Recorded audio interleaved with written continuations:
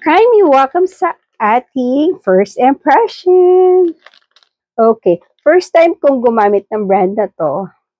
Yan. Kasi nakita ko lang siya sa newsfeed. Yun. sa TikTok ko. Ayan. Kaya bumili na ako. Kasi na-curious ako. Bakit napakamura, mga Mi?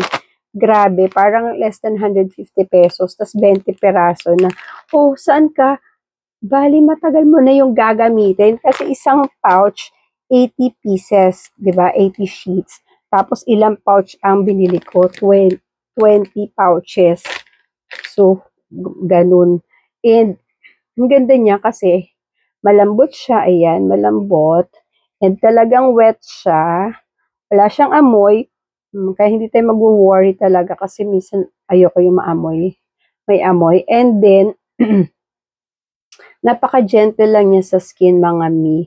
Ayan, tamang-tama to sa pagbabiyahe tayo, papasok tayo sa office, magto-toilet, o diba? Kailangan natin to, mga Mi.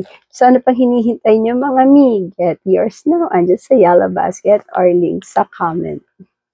Bye now!